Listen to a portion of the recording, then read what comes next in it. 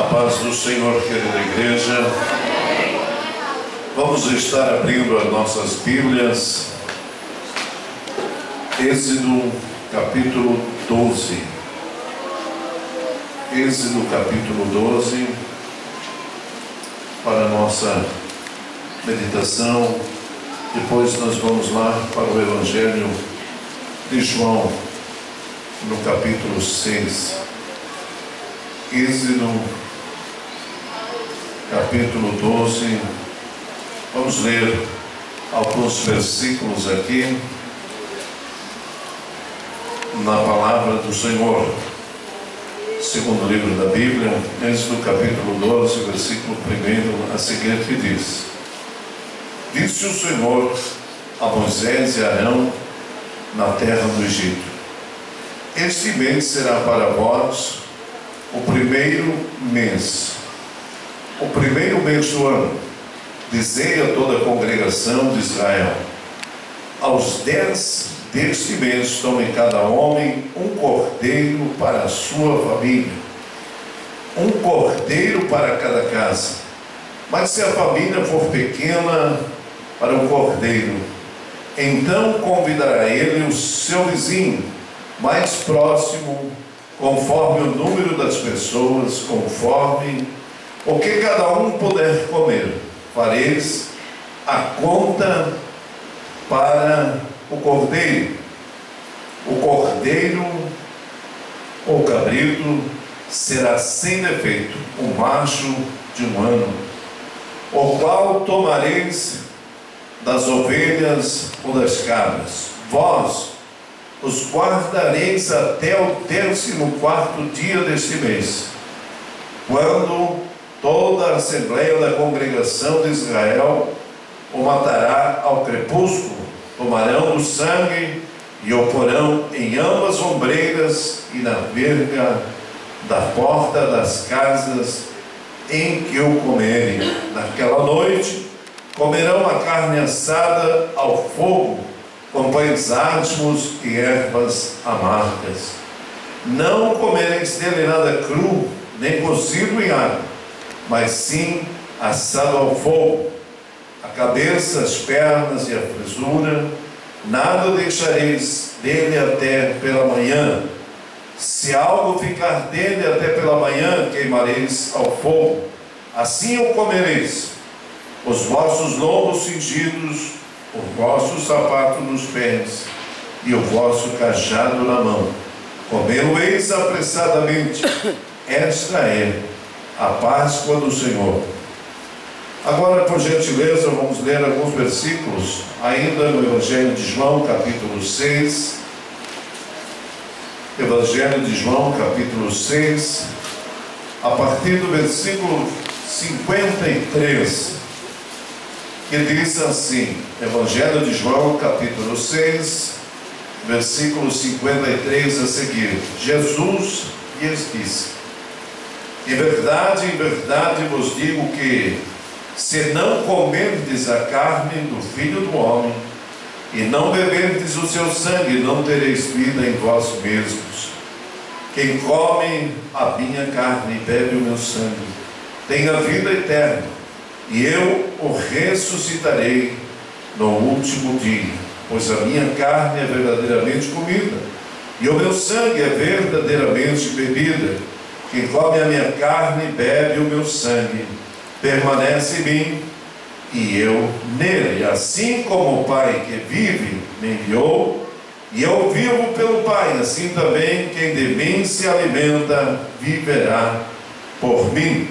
Este é o pão que desceu do céu. Vossos pais comeram maná e morreram, mas quem comer este pão viverá para sempre. Amém.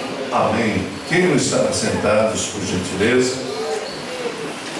Quero aqui render honras e glórias ao meu Deus e agradecê-lo por me conceder esta grata oportunidade de voltar aqui à Igreja do São Luís, poder abraçar meu querido companheiro, pastor Roberto Albertini, rever sua família, irmã Celeste, enfim, estou vendo ali a Késia, e este excelente corpo de obreiros, missionário que aqui está nesta noite, esse lindo conjunto que aqui esteve adorando o nome do Senhor.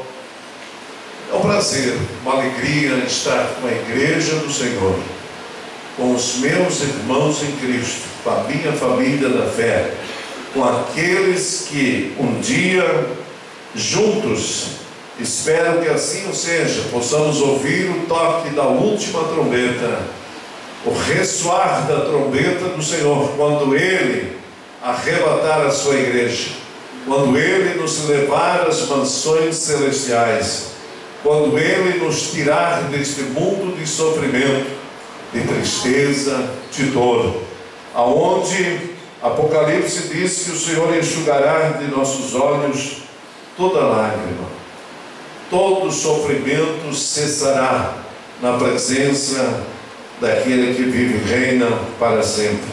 Queridos, quando o pastor Albertini me lançou o convite para estar aqui nesta noite, nesse culto, louvo a Deus pela minha companheira que pode estar comigo nesta noite.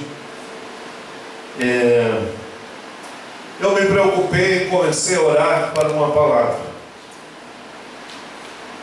E de repente o Senhor me deu um tema, e eu louvo a Deus que nesta noite, aqui neste culto, várias vezes através do louvor desse conjunto foi mencionado o sangue de Jesus. E o tema que o Senhor me deu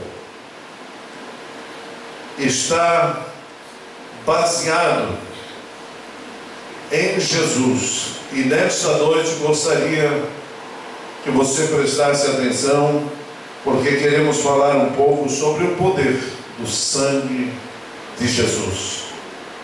É um tema que nem é tão discutido nas igrejas, né, pastor Roberto? Nós deveríamos estar falando mais sobre o poder do sangue de Jesus. E tem algumas peculiaridades na questão, porque quando o conjunto louvava com o seu último hino, falava que tinha um sinal do sangue de Jesus nas suas vidas, o sangue na verga. Já me veio o pensamento lá em Êxodo, quando foi instituído a Páscoa. A Páscoa foi instituída e naquele momento Deus dava a Páscoa para Israel como um sinal, porém não foi um sinal para um único culto, não foi um sinal para um final de semana, não foi um sinal para aquele dia, para aquele mês, para aquele ano, mas o Senhor deu isso como um culto perpétuo, um culto que deveria se repetir constantemente. O povo tinha que aprender a conviver com o sangue. E se nós analisarmos na palavra de Deus, queridos, eu comecei a pesquisar alguma coisa nesse tema, e então me veio assim o pensamento: quando foi que nós, humanos, começamos a comer carne? Quem permitiu nós comer carne? Porque nós encontramos na lei também de Moisés, uma lei falando sobre comer sangue. Então a lei nos proíbe comer o sangue, porque o sangue é a vida. O sangue é a vida. E aí, queridos, claro que o que eu quero falar aqui é apenas uma introdução a tudo aquilo que tem para ser dito sobre o poder do sangue de Jesus. É apenas um pensamento para, quem sabe, nós aprofundar o nosso estudo e buscar conhecer melhor as virtudes e o poder e o que significa isso para nós hoje. Então achei interessante que quando Deus faz o homem vegetariano. Deus faz o homem vegetariano. Porque Deus determina que o homem coma de todas as árvores, né? Os seus frutos e tal, mas Deus não autoriza o homem comer a carne, os animais, porque Deus diz assim, ó, para vocês, homens, eu dou as frutas das árvores, e para os animais a erva do campo. Então, os homens eram vegetarianos, mas os animais também não eram. O leão era vegetariano, o urso era vegetariano, todos eram, né? Até que a dieta do urso é um pouco melhorzinha, né? Porque gosta mais de peixe, né?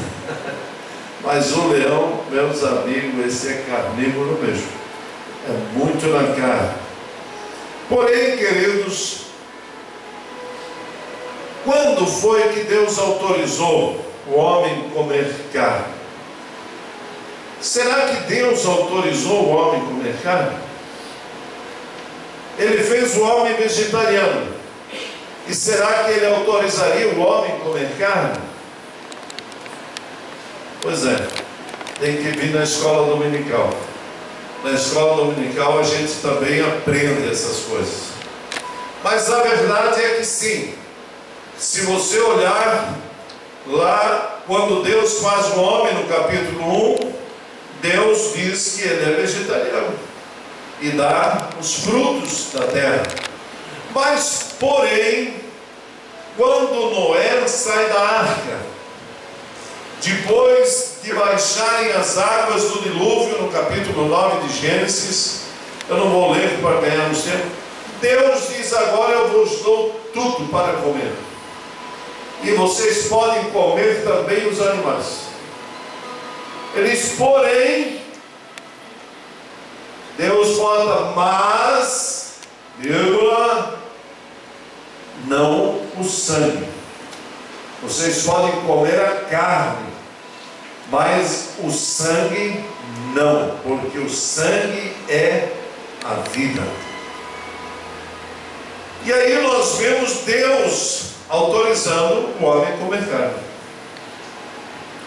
E aí, se nós olharmos, voltando um pouco atrás, no capítulo 4 de Gênesis, nós vemos aonde Caim mata o seu irmão Abel. E Deus diz: o sangue do teu irmão clama a mim. E isso Deus estava dizendo: a vida do teu irmão está clamando a mim. E agora aqui em Êxodo capítulo 12, Deus manda que se busque um cordeiro para instituir a Páscoa. E este cordeiro tinha que ser morto, imolado, e o seu sangue, a sua vida, precisava estar nas ombreiras das portas, né? E eu acho interessante, queridos, porque o Senhor disse que isso será por sinal na tua casa, e todos aqueles que estiverem atrás deste sangue serão salvos de quem? Da morte. A morte não vai entrar na tua casa, a morte não vai entrar na tua família. E o interessante, queridos, que se estudarmos toda essa história, nós vamos ver que o sangue, que é a vida, Deus o trouxe para o cenário do seu povo, porque tem pessoas que não podem ver sangue, né? Outro dia eu fui no hospital doar sangue, e chegou um moço assim, esbelto, bonito, que nem eu, e disse: o senhor também vai doar sangue? Eu disse: vou. Mas ele estava mais faceiro do que eu, por aquilo que ele ia fazer. Eu disse: você já doou sangue? Aí ele disse: não, vai ser a primeira vez, mas estou contente, estou aí. E aí ele disse: o senhor já doou sangue? Eu disse: várias vezes. Aí, e daí? Ele disse: não, você é tranquilo, tranquilo. Não, ele disse: eu sei que é uma picadinha, não é coisa de nada.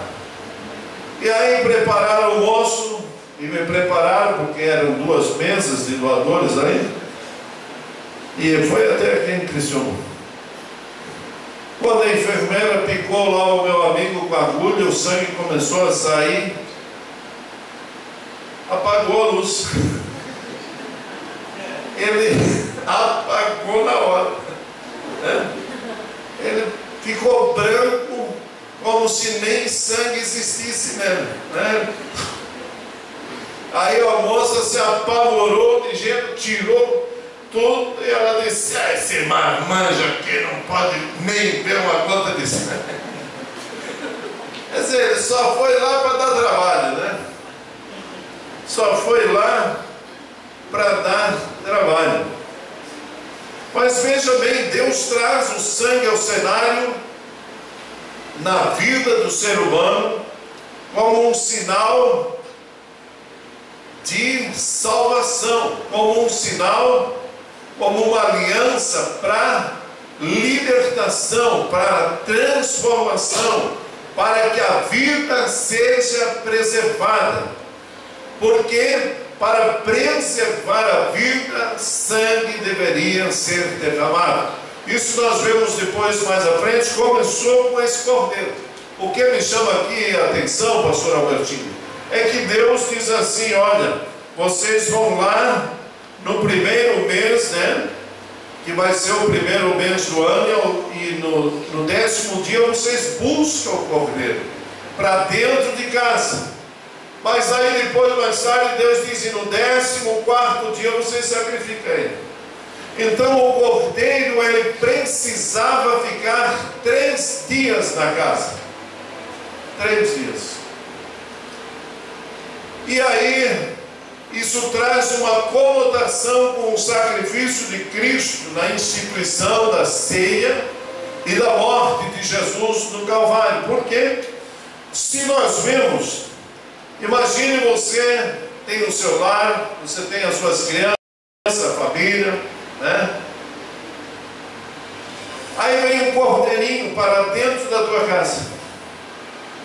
Quantos aqui tem animal de estimação em casa?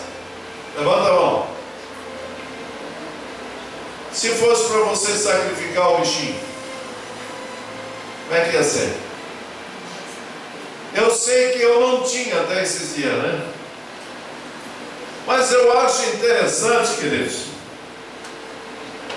A minha esposa, esses dias, eu chego em casa, não escutou essa noite o cachorrinho gritando aí no meio do mato o tempo todo? Não escutei nada.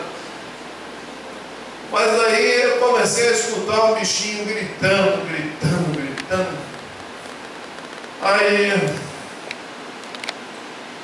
eu disse: o que tu fez, mulher? O que eu fiz? O bichinho estava aí todo machucado, todo arrebentado. Eu disse: ó, não tem papo, não quero um cachorro na minha casa. Dá um jeito, suba com o bicho. Ela disse: não, mas vai lá dar uma olhada. A situação, o bichinho está todo machucado. Já isso é pior ainda, dá um jeito no bicho. Mas aí eu fui ver onde ela botou o cachorro, parece que até se prendesse um búfalo lá, ficava.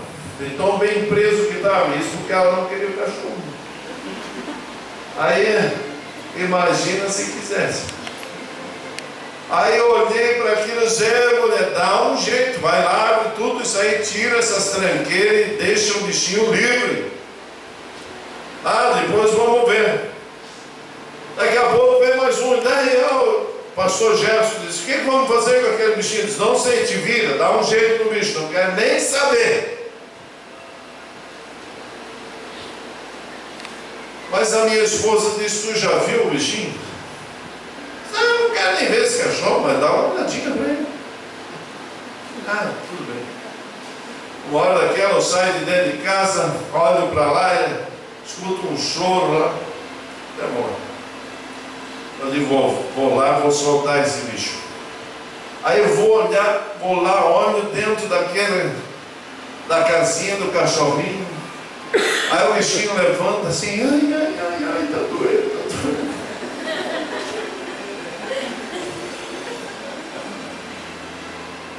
E eu olhei assim. Aí eu já reclamei para Jesus. Eu disse: disse: Senhor, por que tu me dá um coração assim, Senhor? Eu queria ser mais duro. Ai, já vou embora. Fui. Aí fui embora.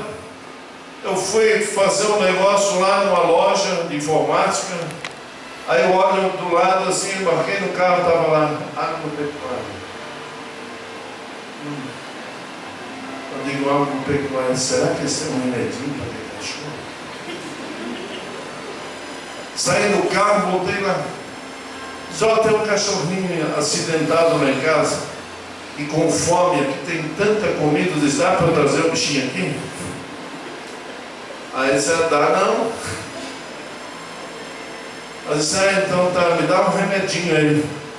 Ele está machucado, ele deve estar sentindo dor e tal. Aí chego com a sacolinha em casa. A minha falou: o que é isso?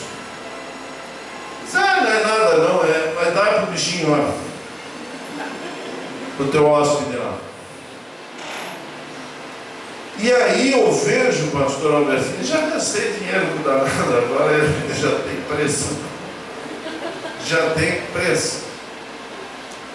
Agora olha o pensamento de Deus. Olha a lógica de Deus.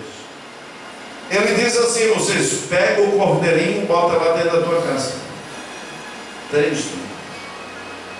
Não precisa ser mais. 3 dias. Para quê?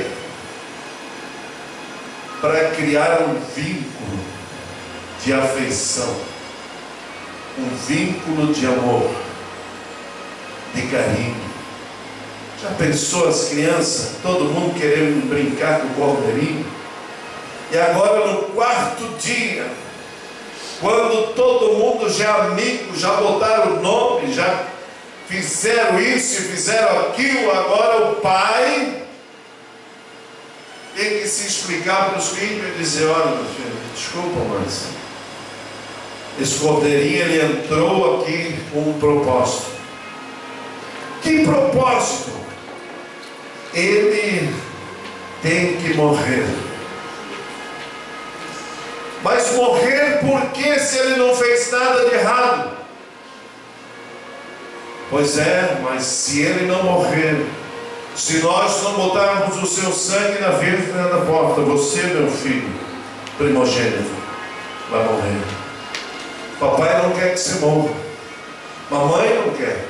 Vovô não quer. Vovó não quer. Titio não quer. Titia não quer. Ninguém quer que você morra, meu filho. Agora eu vejo o sentimento desse menino. Talvez já com lágrimas nos olhos, diz: pai, eu não quero morrer, mas que culpa tem ele? Ele é inocente, ele não fez nada, por que ele tem que morrer por mim? A criança não entende, é difícil entender. Agora, se você for lá nos evangelhos, vai ver que Jesus, 3 dias antes da Páscoa, entra em Jerusalém, aclamado pelas multidões: Hosana nas alturas, bendito aquele que vem em nome do Senhor, Hosana nas alturas.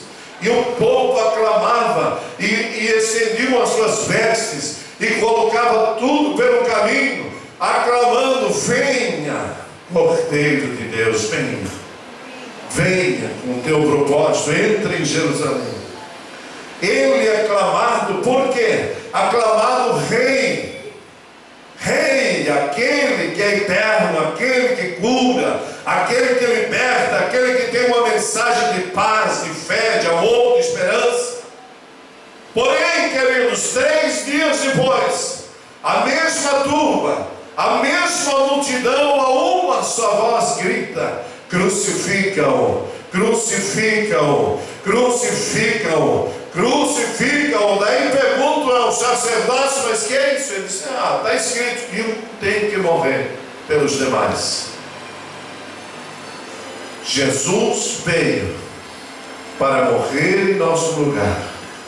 Jesus veio para tirar de nós toda dor, todo sentimento de culpa. Jesus veio investir na nossa vida. E por isso diz lá em Apocalipse, amados, capítulo 5, versículo 9, que Ele com o seu sangue comprou com o seu sangue homens para Deus de todos os povos, de todas as tribos, línguas e nações. Um sangue precioso com o qual Ele comprou a mim, a você, a nós. Ele nos resgatou com o seu próprio sangue. Aleluia! E precisam se alimentar de mim. Vocês precisam disso para viver. Vocês não podem viver sem isso. E aqui, queridos, então, se nós olhássemos para tantas coisas, como já falei, isso é uma coisa superficial que eu estou falando. Foi necessário que acontecesse lá no Êxodo. Eles continuaram fazendo sacrifício. O sacerdote, queridos, quando ele entrava lá no Santo dos Santos para oferecer sacrifício, o interessante era que antes dele oferecer um sacrifício pelo povo, ele tinha que sacrificar por si mesmo. E então ele tinha que pegar o sangue desse animal e preparar as suas mãos. Tinha que passar sangue nas mãos. Ele tinha que passar sangue nas suas orelhas. E ele tinha que passar sangue no dedo dos seus pés. Por quê? Para que tudo que ele fizesse fosse pelo sangue. Para que tudo aquilo que ele ouvisse fosse pelo sangue. Para que aonde ele fosse, caminhasse, fosse pelo sangue. Então ele tinha que ter um ouvido santificado, ele tinha que ter mãos santificadas, pés santificados. Ele precisava ter uma vida santificada diante do Senhor, para oferecer um sacrifício santo ao Senhor. Tem que ser pelo sangue. E hoje, querido, nós nem fizemos pensamento. O que era o sacrifício de Israel? Você acha que o sangue é uma coisa bonitinha, gostosa? Como já disse o meu amigo lá, desmaiou só. E quantos outros que eu vi desmaiar? Tem gente que, se tiver sangue no local, não deixa ele chegar, porque senão você deixa o acidentado, vai socorrendo. Mas, queridos, no dia que Israel sacrificava o Senhor, segundo alguns especialistas, estudiosos, teólogos, diz que era muito sangue, pastor Albertino, porque eram milhares de animais que morreram. O sangue corria por todas as partes e engrossava. O sangue traz um cheiro ruim. O sangue traz mosca, traz tudo que é coisa ruim. O sangue atrai muitos insetos, muitos animais vão longe, vêm de longe pelo cheiro do sangue. E agora imagina o povo de Israel vendo aquela cena, que até era nojenta para olhar, porque era tanto sangue escorrendo, sendo derramado, tudo em prol do povo. E aí, quando alguém olha o filme de Jesus, lá aquele do Mel Gibson, eles dizem: ah, isso é demais, é forte demais essa cena. Mas esse era o objetivo da cena quando se oferecia sacrifício pelo pecado do povo. Era para ser horrenda mesmo. Não era para causar assim uma boa impressão. Isso era para causar nojo. Isso era para causar ânsias. Isso era para as pessoas dizerem: ai, que coisa detestável, que coisa horrível, é muito sangue. E então, quando alguém dizia: é muito sangue, parece que eu ouço Deus dizer: mas é muito pecado. É muito sangue, mas é muito pecado. Tem que tirar o pecado do povo. Agora vem Jesus oferecendo o seu sacrifício, oferecendo o seu sangue para quê? Para livrar a você e a mim, queridos. Então, existem algumas propriedades do sangue Que o sangue então que circula em nosso corpo, meus queridos, esse sangue que Jesus fala é a vida. E a igreja precisa que o sangue de Cristo circule dentro da igreja, dentro do corpo da igreja, porque o sangue é vida. A vida precisa ter livre acesso em nosso corpo. A vida tem que fluir, a vida tem que correr livremente. Porque um coração que começa a fechar ali as artérias, veias, não sei, então já começa a complicar a vida. A vida começa a correr risco quando diminui o fluxo do sangue. Então, meus queridos, uma igreja, quando o sangue começa a diminuir, é perigoso. Nós vimos a mulher do fluxo de sangue, ela perdia o quê? Sangue. Perdia então a vida. A vida estava indo embora. O sangue sai, a vida sai. E se o sangue termina a vida. Então, nós podemos ver o risco que uma igreja corre quando não existe mais o fluir do sangue de Cristo na nossa vida. Segundo, o sangue é um espelho para os médicos, porque os médicos olham, manda fazer uma bateria de exames, pega aí o teu sangue, eu quero saber como é que você está. E o interessante, amados, é que hoje os médicos descobrem tudo pelo sangue. Eles sabem se você dorme bem, se você come bem, eles sabem se você está estressado, se você não está estressado. Eles sabem como está a condição de vida, meus queridos. E quando Deus olha para a igreja, Ele olha pelo sangue de Jesus. E Ele conhece o estado espiritual da igreja, Ele conhece a situação dessa igreja pelo sangue. Ele está olhando, Ele está vendo o que está acontecendo na igreja. Então, meus queridos, o sangue também é um meio de transporte que leva o quê? O alimento para todas as células do corpo. Nosso corpo tem muitas células. Eu estou correndo um pouco depressa devido à hora, mas nós sabemos, queridos, que é necessário, né? Os minerais do nosso organismo, é necessário os nutrientes, e isso tudo chega às células do nosso corpo pelo sangue. Se o sangue de Cristo não fluir, a vida da igreja começa a ficar comprometida, porque vai faltar nutrientes, vai faltar alguma coisa, e o sangue precisa ter esse fluir. Então, através do sangue de Cristo, então os membros da igreja se mantêm vivos, os membros da igreja se mantêm realmente também através desse transporte. A outra coisa interessante, queridos, é que o sangue controla a temperatura do corpo. Se o sangue para de fluir, começa a cair a temperatura. Não vai sangue, não vai vida. Não tem vida, vem a morte. E se a morte vem, o que nós podemos fazer? Então, queridos, o sangue de Jesus, ele quer chegar a todos. O sangue de Jesus quer chegar em todos os membros do corpo. O sangue de Jesus quer chegar em todos os cantinhos, em todos os lugares. E eu estava observando que tem uma enfermidade, né, a diabetes.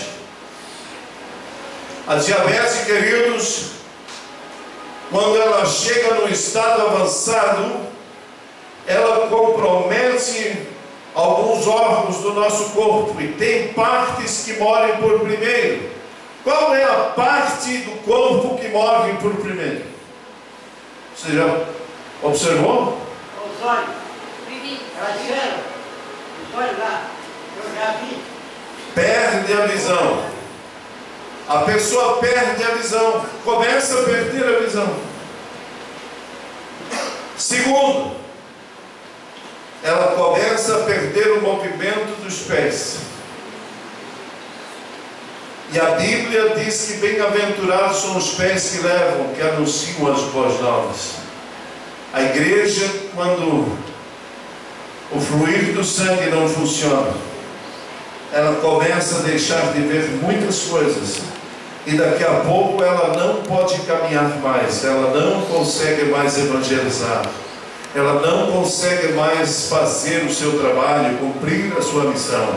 Então, queridos, o sangue também tem a função de levar o oxigênio para todo o corpo, levar a vida, o oxigênio.